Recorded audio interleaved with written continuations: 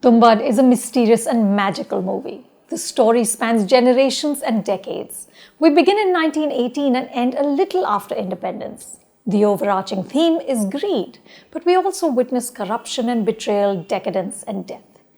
And what is it? There is horror and fantasy, but the film also works as a grim morality tale.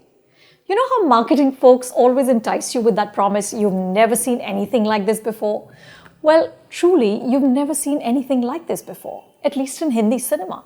The closest parallel I could think of was Guillermo del Toro's cinematic universe, which has intriguing monsters and human beings who are monsters.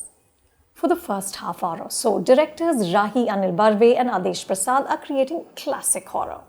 We're told about an ancient goddess whose womb is the world, her son Hastar, an ancient treasure and a deadly prisoner who must be fed regularly. Rahi effectively builds up an atmosphere of dread.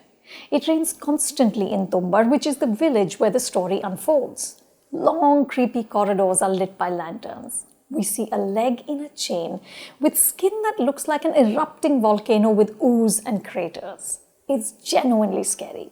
But then the film changes tack and becomes a portrait of greed and its impact, not just on one man, but on his family and generations to follow. Sohum Shah gives a terrific performance as Vinayak, a man who understands too late the curse of easy money. The corruption seeps in slowly. His house becomes more palatial, gold rings sit on his fingers, but his life becomes more hollow. The love and laughter seep out. The story is narrated in rich images. Tumbbad is the most visually stunning film I've seen since Padmavat. Cinematographer Pankaj Kumar and production designers Nitin Zihani Chaudhary and Rakesh Yadav have done a terrific job. Pay attention to the details, like the various locks in the film, the ways in which things are contained. These locks look like they belong in a museum. In comparison, the actual monsters are a little underwhelming. As Steven Spielberg demonstrated with Jaws, what you imagine is always more frightening than what you actually see. The real evil is, of course, in the hearts of men. Over the course of the film, we move from a feudalistic society to colonial India to a newly independent capitalistic nation. But the hunger for gold remains constant, and there is no limit to it. You can never have enough.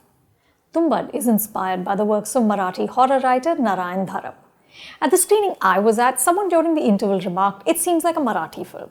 I don't know how he meant it, but I take that as a compliment. Because even though the language spoken is Hindi, the atmosphere of the Konkan is so rich and the period details so well executed that you feel like it's Marathi. I left the theatre with these images swirling in my head and a few questions that the film doesn't answer. Which in this case is not a bad thing. I'm going with 4 stars. For more reviews like this, subscribe to Film Companion.